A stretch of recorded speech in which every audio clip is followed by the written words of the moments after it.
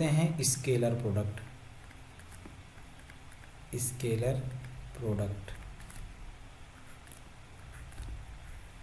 ठीक, dot product में हमारा क्या होता है कि देखो लिखने का हमारा तरीका ऐसे होता है, ए और बी के दो वेक्टर का डॉट प्रोडक्ट, मतलब ये मल्टीप्लाई ही कह सकते हो, लेकिन मल्टीप्लाई स्केलर और वेक्टर में हमारा यही तो डिफरेंस होता है, ये भी मल्टीप्लाई ही बोलोगे तो इन दोनों में डिफरेंस क्या रह जाएगा। तो डॉट प्रोडक्ट का मतलब वो हम इस तरीके से प्रेजेंट करेंगे, एक डॉट यहाँ पे लिखते हैं तो इसको हम लोग डॉट प्रोडक्ट बोलते हैं, ए डॉट बी, या स्केलर प्रोडक्ट बोलते हैं। तो इसका वैल्यू हम लोग कैसे लिखते हैं, ए का मॉडुलस फिर बी का मॉडुलस और इन दोनों के बीच का एंगल। मतलब ये हुआ कि अगर हमारे पास एक दो वेक्टर कुछ ऐसे लिखे हुए हैं, ठीक, एक वेक्टर मान लो हमारा ए लिखा हुआ है और यहाँ एक वेक्टर बी लिखा हुआ है, तो इन दोनों के बीच का हमारा एंगल ये थीटा है। तो इसको रिप्रेजेंट करने का ये तरीका होता है। अगर मान लो ए डॉट बी लिखा हुआ है तो हम ए का मॉडुलस को सिर्फ ए, बी के मॉडुलस को सिर्फ बी और दोनों के बीच का एंगल ऐसे भी लिख सकते हैं। इसमें थीटा को आपको ध्यान रखना ज़रूरी है कि थीटा अगर हम कैलकुलेट करना चाहें, थीटा को कैलकुलेट करने का क्या तरीका होता है कि अगर मान लो हमने ये एक वेक्टर ए लिखा हुआ है और एक दूसरा वेक्टर यहाँ बी लिखा हुआ है, ऐसे लिखा हुआ मान लो, अगर ये ए वेक्टर है और ये बी वेक्टर है तो फिर ऐसे केस में हमारा ये एंगल थीटा नहीं होगा, ये गलत है। हमारा एंगल थीटा कब आएगा, जब हम इसको आगे बढ़ाएंगे यहाँ से, ठीक, यहाँ से आगे बढ़ेगा और आगे आएगा तो किधर आएगा, ये इधर की तरफ आएगा।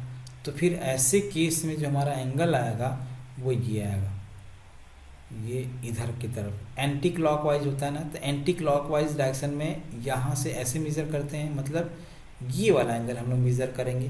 लेकिन ये वाला एंगल जनरली हम लोग इसलिए नहीं लेते हैं क्योंकि ये जो एंगल होता है जनरली हम लोग 0 to 180 के बीच में मेज़र करते हैं, 0 to 180 डिग्री ही मेज़र करते हैं। तो ये जो थीटा हम लोग मेज़र करते हैं तो थीटा हमारा हमेशा किसके बीच में होगा, 0 to 180 के बीच में होना चाहिए, ठीक है। और 0 to 180 के बीच में नहीं है तो मतलब ले भी सकते हैं, ऐसा कुछ नहीं है। जनरली हम लोग क्या करते हैं 0 to 180 के बीच में ही मेज़र करते हैं। तो बस ये होगा कि आप एंटी क्लॉकवाइज में मेज़र करोगे तो इसका वैल्यू पॉजिटिव आएगा और क्लॉकवाइज में मेज़र करोगे तो नेगेटिव आएगा। तो बात एक ही हुआ, बात आप चाहे यहाँ से लो तो इधर से लोगे तो फिर हमारा वैल्यू क्या आएगा, 180 से बड़ा आएगा, इधर से लोगे तो 180 से छोटा आएगा, लेकिन वैल्यू नेगेटिव में आएगा, ठीक है। तो बेसिकली यहाँ पे एंगल लिखने का तरीका क्या होना चाहिए कि अगर हम को इनिशियल पॉइंट हमारा इस तरीके से होना चाहिए कि दोनों वेक्टर यहाँ से आउटवर्ड डायरेक्शन में जाए तो वो हमारा एंगल थीटा होता है। अदरवाइज अगर आप यहाँ पे ऐसे मेज़र करते तो दोनों एंगल अलग अलग मतलब गलत आता। तो ए डॉट बी का वैल्यू हमारा क्या आएगा, ए बी कॉस थीटा आता है। यहाँ पे अगर मान लो हमने दो वेक्टर ले लिया, जस्ट सपोज एक वेक्टर ऐसे ले लिया, ए वेक्टर इज इक्वल टू मान लो a1i प्लस a2j प्लस मान लो a3k ले लिया, और बी वेक्टर का वैल्यू मान लो b1i प्लस b2j प्लस मान लो b3k ले लिया। तो अगर मान लो मैं a डॉट बी लिखता हूँ तो a डॉट बी का वैल्यू हमारा क्या आएगा, a1b1 plus a2b2 plus a3b3। अब ये कैसे आता है उसके बारे में आपको बताने जा रहा हूँ, यानी ये वैल्यू कैसे हम लोग कैलकुलेट करते हैं। देखो जब भी हम लोग कैलकुलेट करते हैं ये आई जे के हमारा क्या होता है, यूनिट वेक्टर होता है। तो अगर मैं आई डॉट आई का वैल्यू निकालूंगा तो आई का मॉडुलस क्या आएगा, 1 आएगा, ठीक, और आई दोनों आई है तो दोनों ही 1 आएगा, और दोनों के बीच का एंगल कितना होता है 0 डिग्री, तो cos 0 आ जाएगा। यानी आई डॉट आई का वैल्यू 1 आएगा, जे डॉट जे का वैल्यू भी 1 आएगा, और के डॉट के का वैल्यू भी 1 आएगा। इसी हिसाब से क्योंकि आई और किसी दो वेक्टर के बीच में एंगल अगर दोनों सेम वेक्टर हैं तो दोनों के बीच का एंगल हमेशा हमारा 0 डिग्री आएगा। अगर मान लो मैंने यहाँ पे आई डॉट जे कर दिया तो आई डॉट जे का मतलब क्या हुआ, ये आई है और ये जे है, तो दोनों के बीच का एंगल कितना आएगा, 90 डिग्री आएगा। तो आई डॉट जे का अगर मैं डॉट प्रोडक्ट कर रहा हूँ तो आई का मैग्नीट्यूड 1, जे का मैग्नीट्यूड 1, दोनों के बीच का एंगल 90 डिग्री। तो ये हमारा कितना आ जाएगा, cos 90 जीरो आ जाएगा। तो आई डॉट जे का वैल्यू 90 डिग्री आ जाएगा। ऐसे ही किसी और के साथ जे डॉट के का वैल्यू भी जीरो आएगा, के डॉट आई का वैल्यू भी जीरो आएगा। मतलब किसी और वेक्टर का दूसरे वेक्टर के साथ डॉट प्रोडक्ट का वैल्यू हमेशा जीरो आएगा। और उसी वेक्टर का उसी के साथ डॉट प्रोडक्ट हमारा क्या आएगा, 1 आता है। तो यहाँ पे जो हमने ये वैल्यू लिखा है, ये वाला ये वैल्यू जो लिखा है वो कैसे लिखा है, अगर आप मल्टीप्लाई करते हो सिंपल ए डॉट बी आप कैलकुलेट करते हो, देखो मल्टीप्लाई सिंपल करोगे तो कैसे आएगा। मान लो आपने ए डॉट बी ऐसे लिखा और दूसरा ए वन इंटू आई प्लस A2 इंटू जे प्लस A3 इंटू के और डॉट B1 इंटू आई प्लस B2 इंटू जे प्लस B3 इंटू मान लो के दिखा हुआ है। तो इसका मतलब क्या हुआ कि आप इनको मल्टीप्लाई करो। अगर आप मल्टीप्लाई करोगे तो आई का आई के साथ करोगे तो ही वैल्यू 1 आएगा, यानी A1 आई का अगर B2 जे के साथ मल्टीप्लाई करोगे तो वहाँ आई डॉट जे आएगा और वहाँ आई डॉट जे हमारा क्या हो जाएगा, जीरो बन जाएगा। तो कहने का मतलब ये हुआ कि आई का आई के साथ करोगे तो A1 B1 आएगा और आई डॉट आई आएगा और आई डॉट आई का वैल्यू ही तो 1 आता है। तो मैं उस 1 को नहीं लिखा हूँ, मैं डायरेक्टली लिख दिया हूँ। ऐसे ही A2 का B2 के साथ करोगे तभी 1 आएगा। A2 का किसी और के साथ करोगे तो वैल्यू 0 आएगा, तो A2 इंटू B2 आएगा। ऐसे ही A3 का B3 के साथ करोगे तो ही हमारा वैल्यू आएगा, तो A3 B3 आएगा। तो A डॉट बी आप इस तरीके से कैलकुलेट कर लोगे। अब यहाँ पे हमारी 3 कंडीशंस आती हैं। क्या क्या कंडीशंस आती हैं कि अगर मान लो ए डॉट बी का वैल्यू आप लिखे हो, क्या चीज़, ए बी कॉस थीटा लिखे हो, तो यहाँ पे 3 चीज़ें डिपेंड करती हैं। क्या चीज़, पहला चीज़ ये कि अगर मान लो कॉस थीटा का वैल्यू ग्रेटर देन 0 आ रहा है तो इसका मतलब क्या हुआ कि ए डॉट बी भी ग्रेटर देन 0 आएगा। ठीक, अब अगर ए डॉट बी ग्रेटर देन 0 आएगा तो इसका मतलब ये हुआ कि देन इन दोनों के बीच का एंगल कितना आएगा, कॉस थीटा 0 से बड़ा होने का मतलब ये हुआ कि थीटा हमारा क्या आएगा, एक्यूट आएगा। Theta is acute angle. दूसरा, अगर मान लो कॉस थीटा का वैल्यू 0 आ रहा है तो इसका मतलब ये हुआ कि ए डॉट बी का वैल्यू 0 आएगा, तो थीटा क्या होगा, theta is right angle. Theta is right angle 90 degree आएगा। तीसरा, अगर मान लो कॉस थीटा का वैल्यू लेस देन 0 आ रहा है, इसका मतलब ये हुआ कि ए डॉट बी का वैल्यू लेस देन 0 आएगा, तो थीटा हमारा क्या आएगा, थीटा इज ऑब्ट्यूज हो जाएगा। एक्यूट और ऑब्ट्यूज का मतलब क्या होता है, एक्यूट और ऑब्ट्यूज का मतलब ये होता है कि एंगल जो हमारा आएगा वो 90 डिग्री से ज़्यादा आएगा। ऐसे मान लो हमने ले लिए, ये 2 वेक्टर हैं, ठीक, ये 2 वेक्टर। तो पहला वाला एक्यूट ऐसे बनेगा, ठीक, दूसरा वाला एक ऑब्ट्यूज की अगर मान लो हमसे बात कर रहे हैं तो हमारा एंगल ऐसे बनेगा। सॉरी, फिर से गड़बड़ हो रहा है, ऐसे, ये हमारा ऑब्ट्यूज आएगा, ठीक। और राइट एंगल की अगर मैं को बात किया जा रहा है तो राइट एंगल हमारा ऐसे आ जाएगा, ये राइट एंगल है, ठीक। तो ये हमारा राइट एंगल कहलाएगा, राइट एंगल, ये 90 डिग्री, ये ऑब्ट्यूज है, ग्रेटर देन 90 डिग्री, 90 से ग्रेटर है, और ये क्या है, 90 डिग्री से लेस है।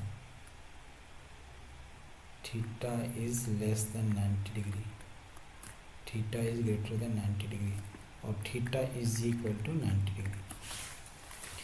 तो अगर मान लो हमने अभी ये जो फार्मूला लिखा था, अगर राइट एंगल होगा तो कॉस थीटा का वैल्यू अभी हमने क्या निकाला था, cos theta is equal to A1 B1 plus A2 B2 plus A3 B3, ठीक। अगर 90 डिग्री होगा फॉर राइट एंगल क्या आ जाएगा, for right angle A1 B1 plus A2 B2 plus A3 B3 का वैल्यू क्या आ जाएगा, 0 आ जाएगा। अगर दोनों एक दूसरे को 90 डिग्री पे कट कर रहे हैं तो इसका मतलब ये हुआ कि ये जो हमारा वैल्यू आएगा वो A1 B1 A2 B2 और A3 B3 का वैल्यू 0 हो जाएगा। ठीक,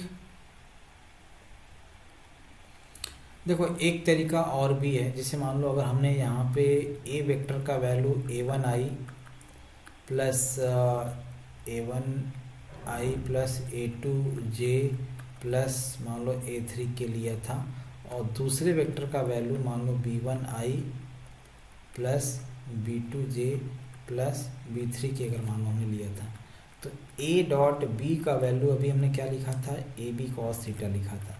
तो ऐसे ही कॉस थीटा का अगर वैल्यू हमको मान लो कैलकुलेट करना है तो मैं क्या लिख सकता हूँ, A vector dot B vector divided by A और बी। ए और बी में क्या है, ए का मॉड बी का मॉड। हम इसी को ऐसे भी लिख सकते हैं, A cap dot B cap, क्योंकि A vector divide by A का वैल्यू और B vector divide by B का वैल्यू क्या होता है, यूनिट वेक्टर होता है। तो कॉस थीटा का वैल्यू अगर मान लो इनके टर्म्स में अगर आप रिप्रेजेंट करना चाहते हो ऐसे, तो आप क्या लिखोगे, A1i plus A2j plus A3k divide by इनका मैग्नीट्यूड। मैग्नीट्यूड क्या होगा, A1 का स्क्वायर प्लस A2 का स्क्वायर प्लस A3 का स्क्वायर। ठीक, और डॉट डॉट तो ये आ जाएगा डॉट क्या चीज़, B1i plus B2j plus B3k divided by root over B1 का स्क्वायर प्लस B2 का स्क्वायर प्लस B3 का स्क्वायर। तो ये हमारा वैल्यू आ जाएगा।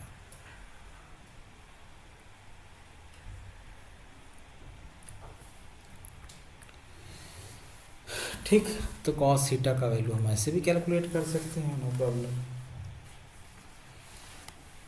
ठीक है, अब हमारा आता है component of vectors. Next heading डालेंगे।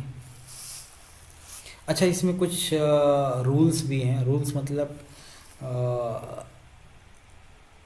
पॉइंट नंबर 1 डाल करके लिख सकते हो क्या चीज़, कि अगर मान लो ए डॉट बी लिखा हुआ है तो आप इसको बी डॉट ए भी लिख सकते हो। इसको हम क्या बोलते हैं, कम्यूटेटिव लॉ।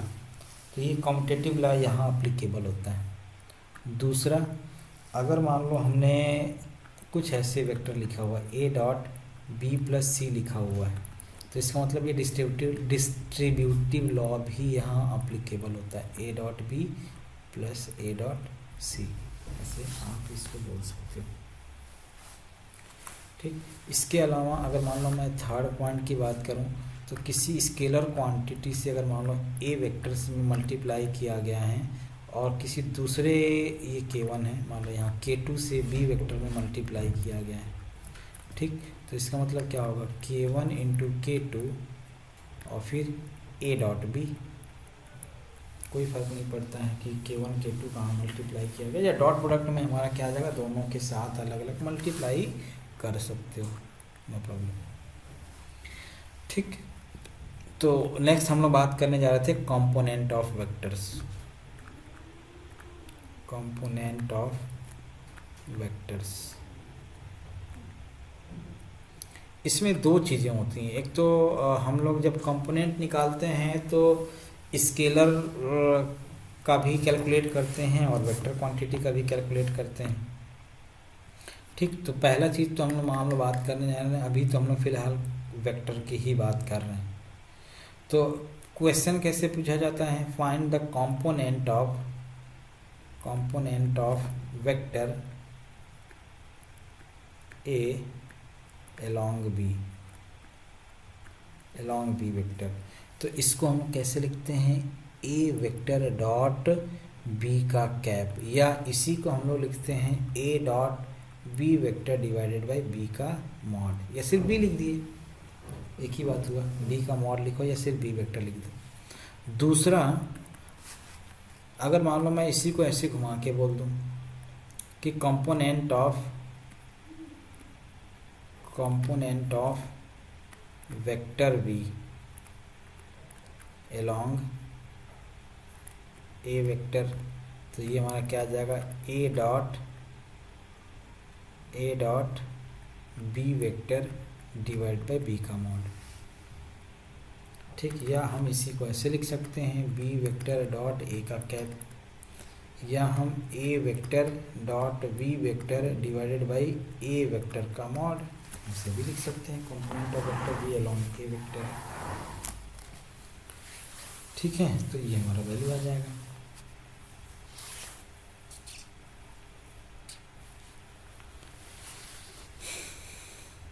क्लियर है?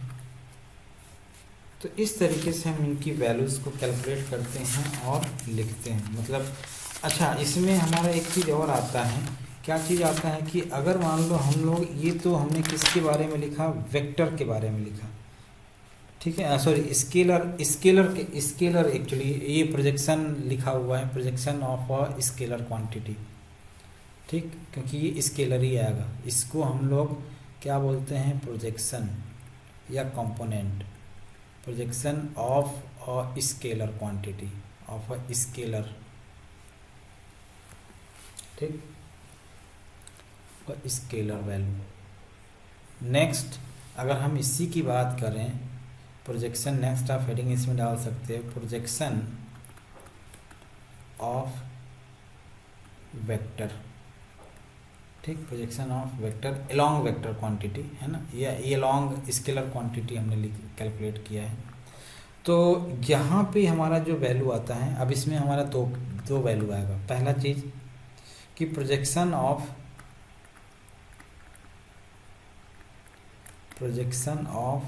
A vector on B vector is equal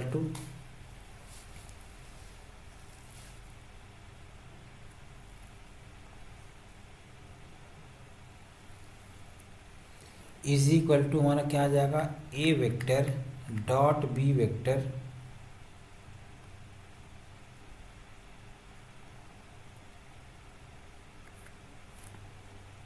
A vector dot B vector, और हमारा आ जाएगा क्या चीज़, B divided by, on B लिखा हुआ ना, डिवाइडेड बाई बी वेक्टर का मॉड इनटू बी कैप होता है, इनटू बी कैप। या इसी को हम लोग और क्या लिख सकते हैं, ए वेक्टर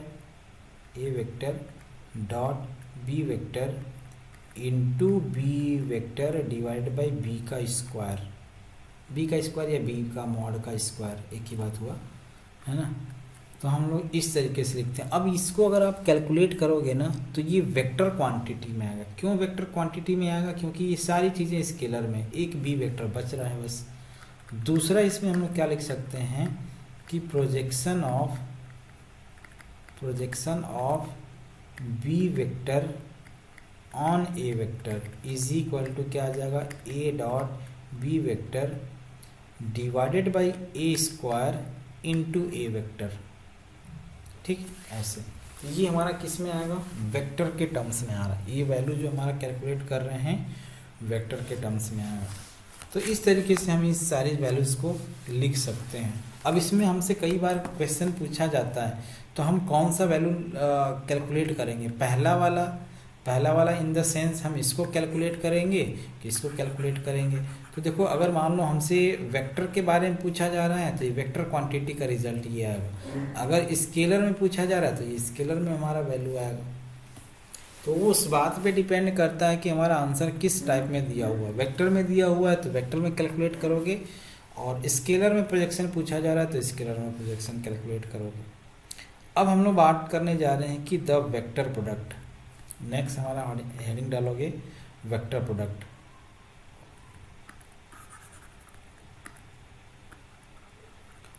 वेक्टर प्रोडक्ट, अभी तक हम लोग जो भी चीज़ें बात कर रहे थे किसके बारे में बात कर रहे थे, स्केलर प्रोडक्ट के बारे में बात कर रहे थे। तो अब हम किसके बारे में बात करने जा रहे हैं, वेक्टर प्रोडक्ट के बारे में बात करने जा रहे हैं। तो इसमें जैसे मान लो सेम चीज़, दो वेक्टर हमारा ऐसे दिया हुआ है, दोनों के बीच का एंगल मान लो हमने थीटा ले लिया, तो दोनों के बीच का एंगल थीटा हमारा कुछ ऐसे आ रहा हो। तो अच्छा, ये ए वेक्टर है मान लो, और ये हमारा बी वेक्टर है। ठीक, तो दोनों के बीच का हमारा एंगल क्या आ रहा होगा, थीटा आ रहा होगा। तो अगर मान लो हम क्रॉस प्रोडक्ट को कैसे रिप्रेजेंट करते हैं, ए क्रॉस बी ऐसे रिप्रेजेंट करते हैं। अच्छा, ए क्रॉस बी और बी क्रॉस ए दोनों अलग अलग चीज़ें हैं। पहली चीज़ तो ये जान लो कि अगर मैं ए क्रॉस बी लिख रहा हूँ तो इसका मतलब ये हुआ कि ए से बी की तरफ जा रहा हूँ, और अगर मान लो मैं बी क्रॉस ए लिख रहा हूँ, ठीक है, तो इसका मतलब ये हुआ कि मैं बी से ए की तरफ आ रहा हूँ। तो ए क्रॉस बी का अगर आप वैल्यू लिखते हो तो ए का मॉड, फिर बी का मॉड, फिर साइन थीटा और इंटू एन कैप। ठीक, एन कैप यहाँ पे क्या होता है, वेयर आप लिखोगे where N cap is the unit vector, is the unit vector perpendicular to both the vectors,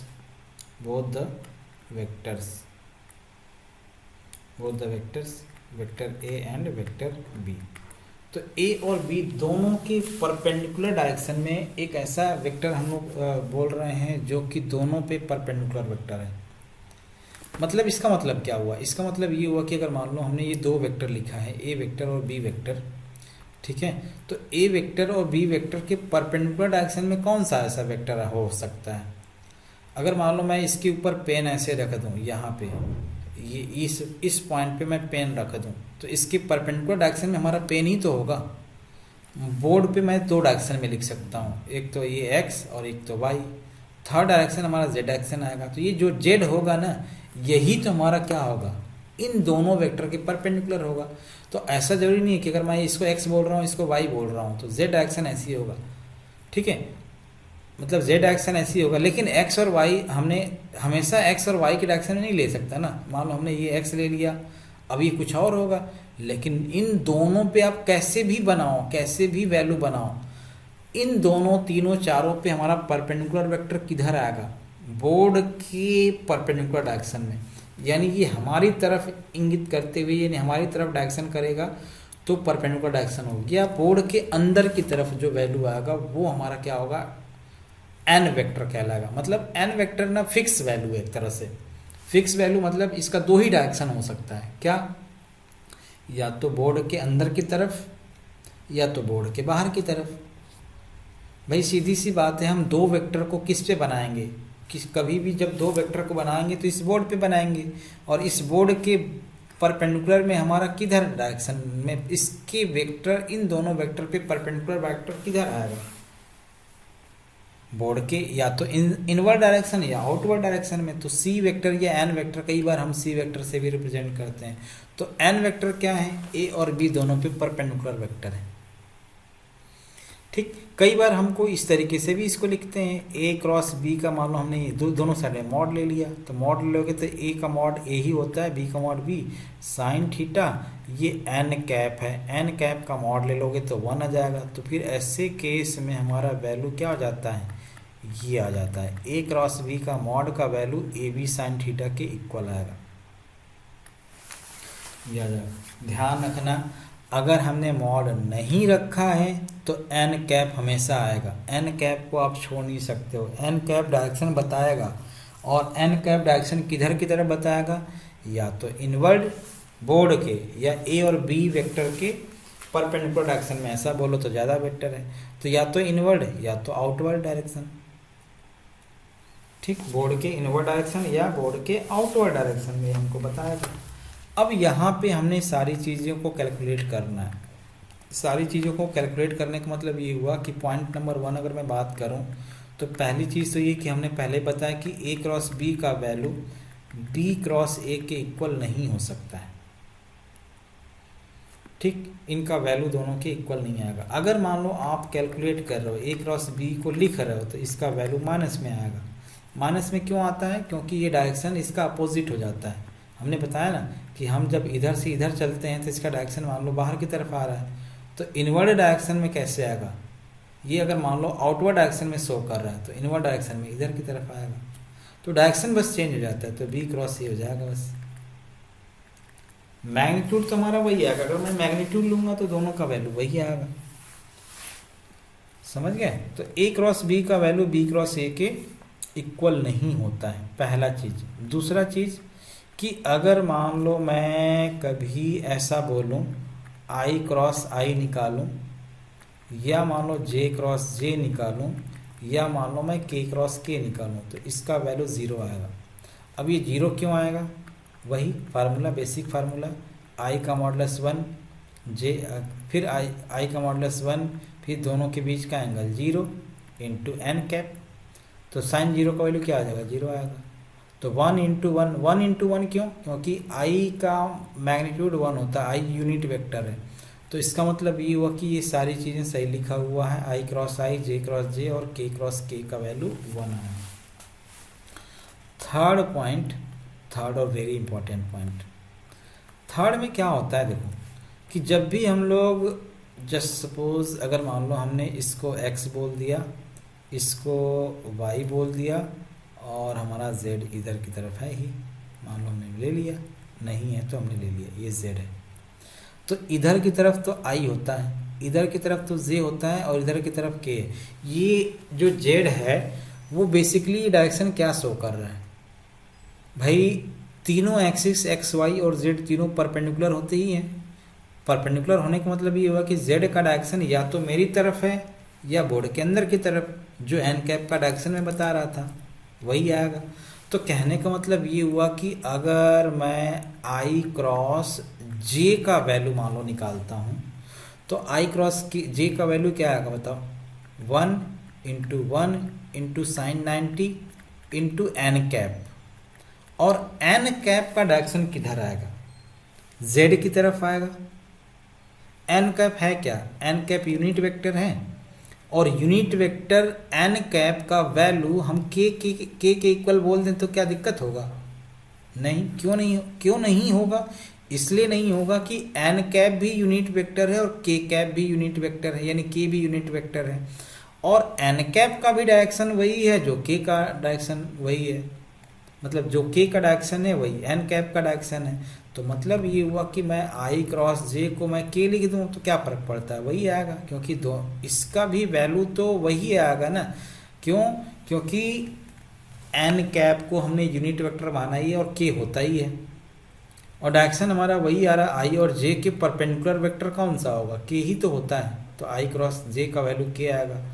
अच्छा, आई क्रॉस जे का वैल्यू के आया तो जे क्रॉस के का वैल्यू भी तो हम लोग लिख सकते हैं, आई जे के का वैल्यू आई हम लोग लिख लेंगे, फिर के क्रॉस आई का वैल्यू हम लोग जे लिख सकते हैं। तो इसको याद करने का देखो हम एक शॉर्टकट तरीका याद बताते हैं।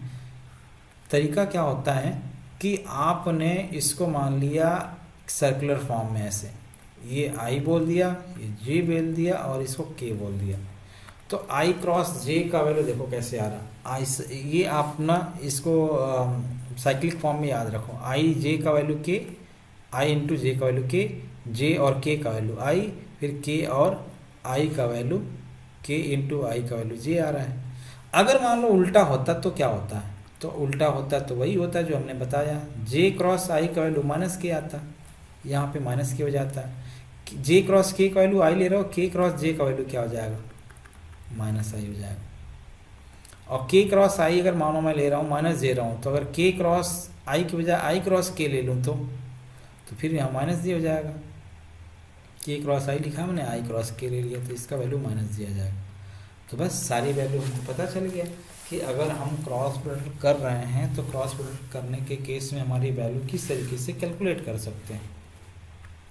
ठीक, इसके अलावा अगर मान लो हमारे पास दो वेक्टर दिया जा रहा है, दो vector in the sense a1i plus a2j plus a3k है, और b वेक्टर को मान लो हमने ले लिया b1i plus b2j plus b3k मान लो हमने ले लिया। तो अगर मेरे को ना a क्रॉस b कैलकुलेट करना है, मैं चाहता हूँ कि इन वेक्टर का साइन थीटा वगैरह के टर्म्स में ना निकाल करके इन वेक्टर्स की वैल्यू को मैं ऐसे कैलकुलेट करूँ, ए क्रॉस बी की वैल्यू को कैलकुलेट करता हूँ। तो मैं क्या करता हूँ, रख देता हूँ a1i plus a2j plus a3k और cross b1i plus b2j plus b3k, ऐसे कर दिया। अब अगर मान लो इसको सॉल्व करते हो, जस्ट सपोज मान लो आप इसको सॉल्व करना चाह रहे हो, तो सॉल्व कैसे करोगे? a1i का b1i के साथ क्रॉस प्रोडक्ट करोगे तो क्या मिलेगा आपको? i का i के साथ क्रॉस प्रोडक्ट क्या होता है? 0 होता है। तो भाई इसका इसके साथ तो क्रॉस प्रोडक्ट हमारा जीरो हो जाएगा। बचा क्या हमारा अगला वाला, A1 B2 बचेगा, A1 B2 बचेगा और I का J के साथ आप क्रॉस प्रोडक्ट कर दिए। ठीक, फिर A1 का किसके साथ करोगे, K वाले के साथ, तो हमारे पास क्या आएगा A1 B3 आ जाएगा और यहाँ आ जाएगा I क्रॉस K प्लस। अब A2 पे आ जाते हैं, A2 का इसके साथ करेंगे तो हमारा क्या आएगा A2B1 हो जाएगा और J क्रॉस I हो जाएगा प्लस A2 का J के साथ करोगे तो ये J क्रॉस J तो जीरो हो जाएगा। तो बचा हमारे पास क्या A2 इंटू B3 क्या आ जाएगा J क्रॉस K हो जाएगा। फिर अगला ऐसे ही अगर मान लो हम A3 वाले का वैल्यू कैलकुलेट करें तो हमारा क्या आएगा A3 इंटू B1 और K इंटू I यानी K क्रॉस I हमने लिख लिया प्लस A3 और B2 आएगा, A3 और B2 K क्रॉस J हमने लिख लिया और K क्रॉस K का वैल्यू तो हमारा जीरो होता ही है। अब देखो इन सारी वैल्यूज़ को मैं इसको अरेंज करके लिखता हूँ।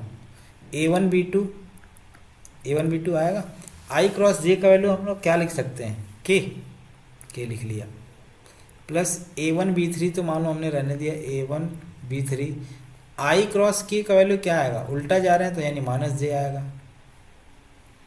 फिर plus A2B1 J cross I का वैल्यू क्या आएगा माइनस K। फिर प्लस A2B3 का वैल्यू J क्रॉस K हमने ले रहे हैं तो J क्रॉस K का वैल्यू किसके इक्वल आएगा I के इक्वल आ जाएगा plus A3B1 K cross I का वैल्यू किसके इक्वल आएगा J के इक्वल आ जाएगा। और फिर A3B2 का वैल्यू A3B2 है A3B2 K क्रॉस J है तो K क्रॉस J का वैल्यू माइनस I के इक्वल आ जाएगा। तो अब यहाँ देखो सब जगह I J और K तीन टर्म्स आ रहे हैं तो जहाँ जहाँ I आ रहा है वहाँ वाले टर्म्स को एक साथ ले लेता हूँ। तो वहाँ वाला टर्म्स को अगर मैं लेऊँगा तो हमारा वैल्यू आएगा A2B3 minus A3B2 plus J भी आ रहा है, J कहाँ आ रहा है यहाँ आ रहा है और कहाँ आ रहा है ये आ रहा है। तो मैंने लिख लिया B1A3 माइनस B3A1 लिख लिया प्लस K इंटू K कहाँ आ रहा है A1B2 माइनस A2B1 A2B1। तो ये हमने लिख लिया क्या चीज़ A क्रॉस B लिखा। अब इतना सारा आपको करने की बजाय देखो इसका शॉर्टकट तरीका क्या होता है, इतना सारा करने की आपको कोई ज़रूरत नहीं है। फिर भी हमने आपको इस तरीके इसलिए बता दिया कि जनरलाइज्ड मेथड क्या होता है इसको कैलकुलेट करने का। देखो हमने क्या किया, सिंपल मेथड में हम लोग क्या करेंगे, अगर हमको I क्रॉस J निकालना है तो मैं डिटर्मिनेंट फॉर्म यूज़ कर लेता हूँ। यहाँ रखूँगा I J K। A vector का वैल्यू हमने लिखा A1 A2 A3 और B वेक्टर का वैल्यू यहाँ लिखूँगा B1 B2 और B3। तो अगर मान लो मेरे को I कैलकुलेट करना है, I मतलब इसको कैलकुलेट करना है, डिटर्मिनेंट कैलकुलेट करना है तो I इंटू क्या होता है A2B3 माइनस A3B2 फिर माइनस J होता है तो माइनस J होता है क्या आएगा A1B3 minus A3B1 plus K into क्या आ जाएगा A1B2 माइनस A2B1 ये आ जाएगा सर। तो इस तरीके से हम इसको कैलकुलेट कर लेते हैं। समझ गए, ये हमारा क्या होता है, ये तरीका होता है A क्रॉस B कैलकुलेट करने का।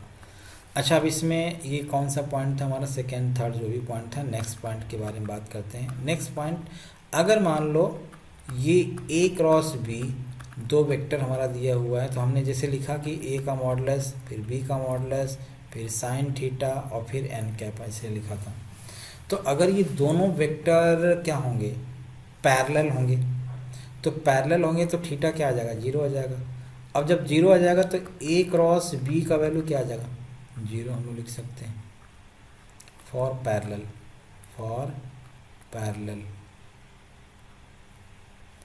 ठीक, इसके अलावा नेक्स्ट पॉइंट, ये हमारा थर्ड या फोर्थ पॉइंट था। तो अगर मान लो फिफ्थ पॉइंट की अगर मैं बात करता हूँ, तो एक चीज़ हमने यहाँ पे लिखा था, क्या लिखा था कि ए क्रॉस बी का वैल्यू का मॉड अगर आप लेते हो तो ये किसके इक्वल आता है, ए बी साइन थीटा के इक्वल आता है। क्योंकि एन कैप का आपने क्या कर लिया था, मैग्नीट्यूड ले लोगे तो वो 1 हो जाता है। ठीक, तो अच्छा, अब इसकी वैल्यू को अगर हम फिर से दोबारा लिख लिया, ए क्रॉस बी का वैल्यू क्या होता है, A B sine theta into N cap होता है। तो अगर मान लो मेरे को एन कैप का वैल्यू कैलकुलेट करना है, ये अगर मान लो इक्वेशन 1 है और इसका इक्वेशन 2 है, तो ए बी साइन थीटा का वैल्यू हमने यहाँ रख दिया, तो हमारा वैल्यू क्या आ जाएगा, A cross B is equal to A B sine theta का वैल्यू इक्वेशन 1 से रखोगे तो ए क्रॉस बी का मॉड आ जाएगा, ठीक, इनटू एन कैप। मतलब क्या हुआ, मतलब ये हुआ कि एन कैप का वैल्यू हमारे पास कितना आ जाएगा, A cross B divided by A cross B का मॉड।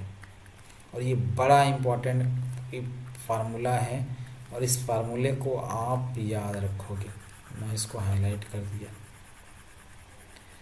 अब इस फार्मूले को याद करने का या क्वेश्चन पूछने का मेथड क्या है, तरीका क्या है कि ये एक ऐसा वेक्टर होगा, एन कैप एक ऐसा वेक्टर है जो कि ए और बी दोनों पे परपेंडिकुलर वेक्टर होगा। तो अगर हमसे कई बार पूछा जाता है कि find the vectors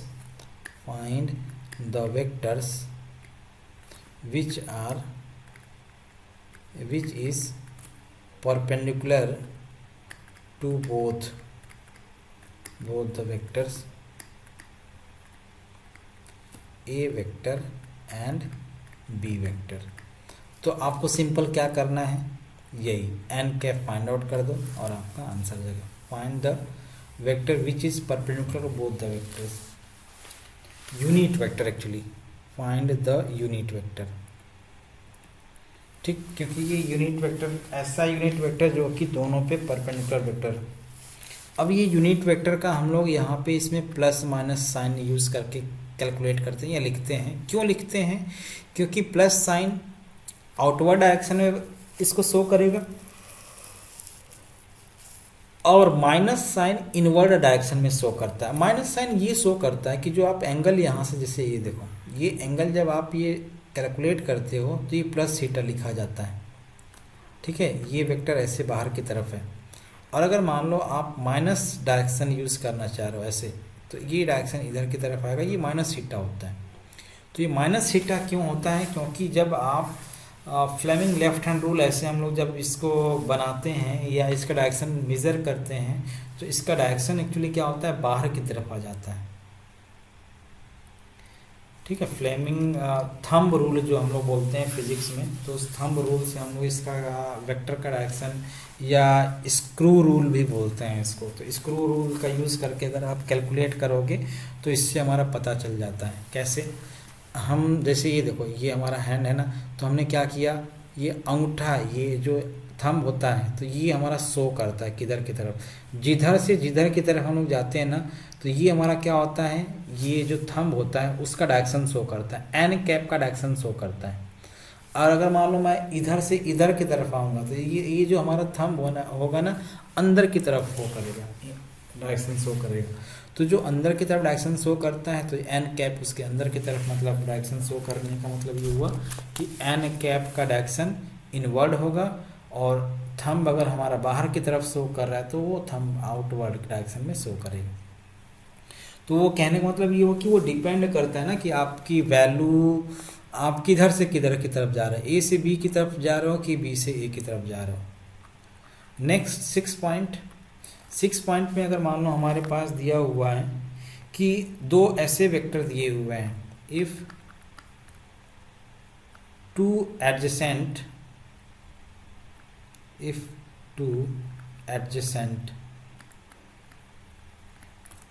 sides are two adjacent sides are represented by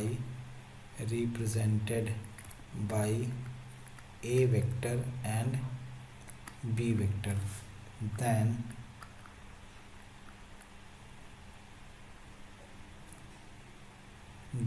area of triangle will be equal to 1/2 a cross b का मॉड। मतलब ये हुआ कि अगर मान लो हमारे पास एक ट्रायंगल दिया हुआ है और उनके कोई भी दो एडजेसेंट साइड्स का वैल्यू दिया हुआ है, ठीक, अगर मान लो ये ए बी और सी दिया हुआ है, मान लो ये ए वेक्टर दिया हुआ है और ये बी वेक्टर दिया हुआ है, इनके बीच का एंगल होगा थीटा, उससे क्या फर्क पड़ता है हमको, बस ए वेक्टर और बी वेक्टर दिया हुआ है तो इसका फार्मूला हमारा ये आएगा 1/2 a क्रॉस b, ठीक। 6 हो गया। 7th में if two adjacent sides of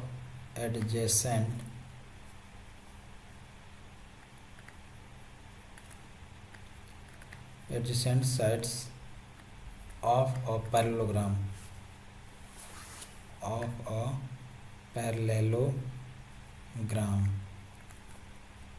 are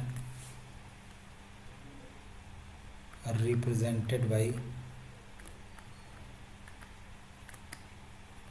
a vector and b vector, तो इसका एरिया क्या आएगा, देन एरिया इक्वल टू सिर्फ ए क्रॉस बी हो जाएगा। कहने का मतलब ये हुआ कि अगर ये पैरेललोग्राम है और इस पैरेललोग्राम के एक साइड को ए वेक्टर से और दूसरे साइड को बी वेक्टर से ऐसे रिप्रेजेंट किया जा रहा है, तो ये हमारा एरिया निकल के आ जाएगा, ठीक।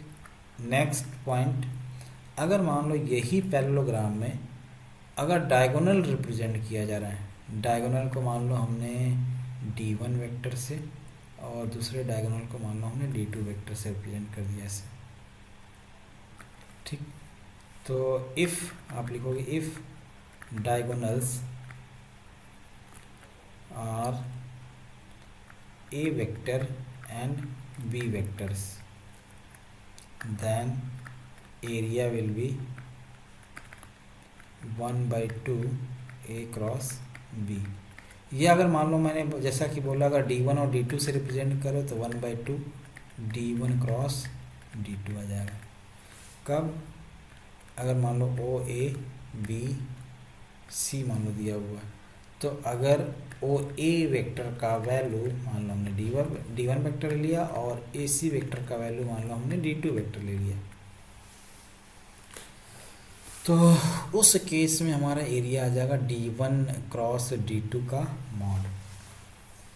इस तरीके से आप इनके कैलकुलेट करते हो। देखो कन्फ्यूज़न हमारा सिर्फ क्या होता है कि अगर मान लो हम लोग एरिया कैलकुलेट कर रहे हैं तो देखो एरिया का फार्मूला ट्रायंगल के केस में और डायगोनल के केस में दोनों का सेम है, ठीक है, तो उसमें आपको कंफ्यूज नहीं होना है। एक क्वेश्चन कर लेते हैं, बाकी आप और क्वेश्चन ट्राई करोगे। मान लिया दिया हुआ है कि एक वेक्टर ऐसे दिया हुआ है, A vector is equal to 3i + 2j - 6k दिया हुआ है और बी वेक्टर का वैल्यू दिया हुआ है λi - 3j + k दिया हुआ है, और बोला जा रहा है कि if A and A perpendicular to B दिया हुआ है, A vector perpendicular to B है, देन फाइंड लैम्डा। तो लैम्डा क्या होगा हमसे ये पूछा जा रहा है, ठीक। तो देखो इसको कैलकुलेट करने का तरीका क्या होता है, जब भी हम लोग परपेंडिकुलर की कंडीशन लगाते हैं तो क्या होता है, a डॉट b = 0 होता है। तो डॉट प्रोडक्ट करने का मतलब ये हुआ कि इसका इसके साथ डॉट प्रोडक्ट कर लेते हैं। λi - 3j है यहाँ पे, है ना, तो i का i के साथ करेंगे तो 3 लैम्डा आ जाएगा, +2 - 3 कितना हो जाएगा, 2 - 3 -6 हो जाएगा, और -6 × 1 यानी -6 हो जाएगा =0। तो यहाँ से आपका वैल्यू क्या आ जाएगा, 3 लैम्डा = 12 हो जाएगा, तो लैम्डा का वैल्यू 12/3 यानी 4 हो जाएगा, तो लैम्डा का वैल्यू 3 4 हो जाएगा, ये आंसर हो जाएगा। ए डॉट बी का वैल्यू 0 होता है परपेंडिकुलर के केस में, तो बस यूज़ कर लिया। लैम्डा का वैल्यू हमारा ये आ जाएगा। ठीक है,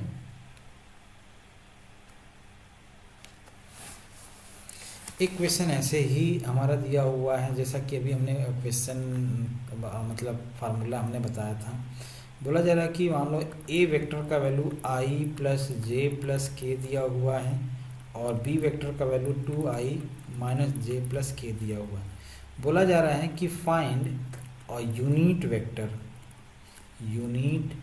vector perpendicular to the plane या to the vector, to the plane लिख लेता हूँ, to the plane of A vector and B vector, यानी इन दोनों पे परपेंडिकुलर वेक्टर हमको फाइंड आउट करना है। तो इन दोनों पे परपेंडिकुलर वेक्टर हमारा क्या आएगा, एन कैप होता है।